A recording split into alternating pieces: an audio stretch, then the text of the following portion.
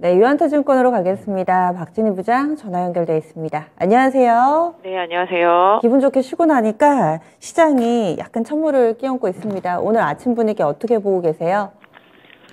일단 시장 좀 상당히 좀 힘든 상황입니다. 이렇게까지 뺄 수 있는 상황인가 싶을 정도로 시장이 상당하게 좀 지금 펀드멘탈 대비해서 센티멘탈이 완전히 무너져 있는 상태라고 보시면 좋겠습니다. 일단 팔자 쪽에 상당히 좀 우세한 모습 속에서 시장이 붕괴되는 듯한 모습이 이어지고 있고요. 지금 환율이 18원 넘게 올라와 있습니다. 지금 1430원 넘어가 있는 모습이고요. 시장도 지금 외인들 장 초반부터 적극적으로 좀 매도 나오고 있는 모습 보실 수가 있겠습니다. 지난주에는 반도체 섹터를 좀 샀습니다만 오늘은 또 팔고 있는 모습 보실 수가 있겠고요. 미국 시장을 좀 연동하면서 자동차 섹터 쪽도 매물이 나오고 있는 모습 보실 수가 있겠습니다. 장 초반에 그나마 LG 에너지 솔루션, 포스코 홀딩스, 포스코 케미칼 등이 호재성 이슈를 가지고서 반등을 했습니다만은 이내 이쪽도 좀 밀리는 모습 보실 수가 있겠고요. 지금 2차전지 소재 섹터 쪽에서 에코프로비엠이랑 일진머티리얼즈 정도 버텨주고 있는 모습 보실 수가 있겠습니다. 그 외에는 방산이 일부 좀 반등해주고 있는 모습이고요. 중국 수출 관련해서 이제 히토류 관련주들이 좀 오늘 강세를 보여주고 있는 모습이 눈에 띈다라고 보실 수가 있겠습니다. 그 외에는 전체적으로 일부 소재 섹터나 에너지 섹터 살짝 버티는 모습이고 나머지들은 상당히 약합니다. 삼성전자, LG전자 등 실적 발표한 기업들도 약세 보여주고 있고요. 하이닉스도 약세 보여주고 있는 모습, 그다음에 리오프니 섹터 전반 다 약하고요. 지금 소비주들도 모두 약한 모습 보실 수가 있겠습니다. 거기에다 지난주부터 하락 계속 강화되어 있었던 엔터, 게임, 컨텐츠, 플랫폼 섹터도 공격적으로 계속 하락하면서 시장 상당히 좀 힘들어지는 모습이고요. 반도체 비메모리 섹터도 좀 지난주에 좀 반등 가파르게 나오는 했습니다만은 오늘은 또 하락하면서 약세 분위기 보여주면서 상당히 시장 좀 어려운 모습 이어가고 있습니다. 네, 그러면 첫 번째 키워드 확인하겠습니다. 오늘의 첫 번째 키워드, 반도체주의 약세. 삼성전자, SK하이닉스 그동안 좀 바닥을 잡아주나 싶었는데 오늘 낙폭이 깊고요. 비증시에서도 이런 흐름 포착됐습니다. 다시금 또 직전 저점 부근까지 밀려 내려가는 건지 흐름 어떻게 보세요? 네, 미국 시장에서도 지금 반도체가 상당히 많이 하락했죠. 이제 미국이 중국으로 이제 반도체 수출을 제한하는 조치를 취하면서 이 부분이 예전부터 나왔던 얘기인데 지금 또 그게 빌미가 돼서 또 하락을 하고 있는 상황입니다.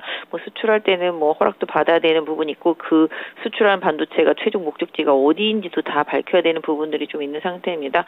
그 반도체가 또 무슨 무기라든지 이런 전략적인 부분들로 좀 쓰이지 않는다라는 것도 또 시장에서 또 증명을 원하는 상황이기 때문에 바이든의 조치가 반도체 섹터의 약세로 좀 이어지고 있는 상황입니다. 일단 여러 가지 우려감 속에서 경기 침체 우려감과 미국의 정책적인 이슈 이런 부분 우려감 때문에 지금 반도체 섹터 전반이 약한 모습이고요. 미국 시장 여파로 급락했다라고 보시면 좋겠습니다. 아까 말씀드린 대로 또 히토리랑은 또 반대라고 보시면 좋겠죠. 그래서 일단 반도체 섹터 실적에 대한 우려감도 있었습니다만은 미국 시장의 하락이 반도체 지수의 하락이 국내 업체들한테도 좀 영향을 주고 있다라고 말씀드릴 수 있을 것 같습니다. 일단 외국인들 매도세가 좀 장 초반에 몰려 있는 모습이기는 합니다. 일단 지수가 지금 2177포인트, 2180포인트도 깨졌기 때문에 2150선에서 최대 지지선 설정해 놓고 좀 보셔야 되지 않나 싶은데요. 그럼에도 불구하고 지수에 좀 견인할 수 있는 역할을 해줄 수 있는 하이닉스나 삼성전자에 대해서는 지수가 어느 정도 저점을 찍었을 때는 가격적인 메리트는 좀 분명히 좀 생각해 보셔야 된다라는 점을 좀 염두에 두실 필요가 있겠고요. 반도체 섹터 최근에 좀 많이 올라왔습니다만은 또 조정을 좀 빌미로 해서 비메모리 섹터 쪽들은 오히려 지수가 저점을 찍게 된다라면은 다시 한번 관심권에 두시면서 지난주 강하게 올라왔던 비메모리 섹터 코스닥에 있는 종목들 같은 경우는 가격적인 메리트를 계속 살펴보시면서 타이밍을 노려보시는 전략을 쓰시면 어떨까 싶습니다. 네. 이어서 두 번째 키워드 넘어갑니다. 자동차주도 약합니다. 반도체는 이렇게 미중 갈등 이런 뚜렷한 원인이 있는데 자동차는 왜 밀리는 건지 어떻게 보세요? 네, 자동차 지금 미국에서도 지금 증권사들 업체들이 전부 다 지금 자동차 섹터에 대해서 안 좋게 얘기를 하고 있습니다.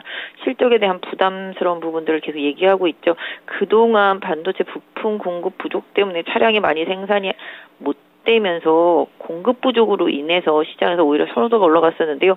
이제 공급은 정상화되는데 경기 침체로 가면서 수요가 줄어들 것에 대한 우려감 이런 부분들이 커지고 있습니다. 그러니까 차는 많이 만들었는데 잘 안 팔릴 것이다. 이 부분이 핵심이 되겠습니다. 거기에다가 뭐 그나마 전기차 쪽은 보조금을 주기 때문에 그나마 좀 팔릴 수 있겠습니다만 완성차 업체들이 좀 힘든 부분이 되겠고요. 또 하이브리드 쪽에 좀 집중하는 모습들도 좀 나타날 것이다라는 부분들도 있습니다. 사실 유럽 같은 경우는 오히려 지금 전기차 안 팔릴 것 같은 뉘앙스죠. 에너지 가격이 워낙 비싸기 때문에 그러다 보니까 자동차 섹터 전반이 어제 미국의 이제 금융사들이 계속 목표치가를 내리거나 실적에 대한 전망치를 부정적으로 보면서 주가가 많이 하락을 하고 있습니다. 그러다 보니까 지금 현대차, 기아도 많이 약한 모습이고요. 관련되어 있는 자동차 부품주들도 다 약한 모습 보여주고 있습니다.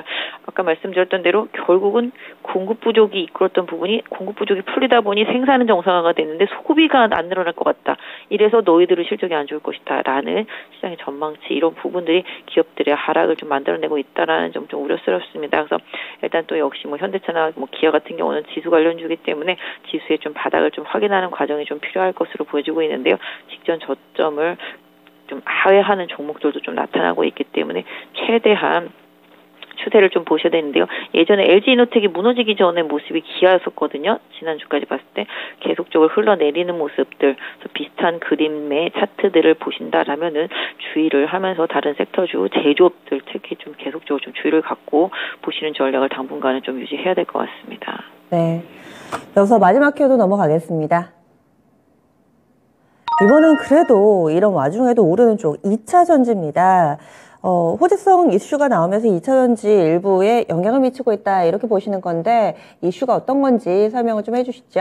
네, 뭐 아시다시피 지금 LG 에너지 솔루션은 배터리 부분 흑자로 전환하면서 실적이 좋다고 나왔고 4분기에도 호실적 전망되고 있습니다. 그러면서 그나마 지금 시총 상위 종권 중에서 지금 플러스권에서 버텨주고 있고요. 포스코 케미칼도 마찬가지고 포스코 홀딩스도 마찬가지입니다. LG 에너지 솔루션이랑 협업하기로 했죠. 배터리 리사이클링 사업 같은 부분에 있어서의 협업 관련해서 이 부분이 긍정적으로 포스코 케미칼한테 영향을 주고 있고요. 포스코 홀딩스도 마찬가지, LG 에너지 솔루션도 마찬가지 실적에 대한 기대감 계속적으로 커지고 있는 상태고요. 일진머티리얼즈 강세 보실 수가 있겠습니다. 뉴스도 나왔습니다. LG 에너지 솔루션이 SK 거 빼고 일진머티리얼즈 넣겠다. 동박 쪽. 그러다 보니까 SKC는 많이 하락하고 있죠. 그다음에 반대로 지금 일진머티리얼즈 강하게 올라오고 있습니다. 이런 부분들은 분명히 좀 긍정적일 수 있을 것 같고요.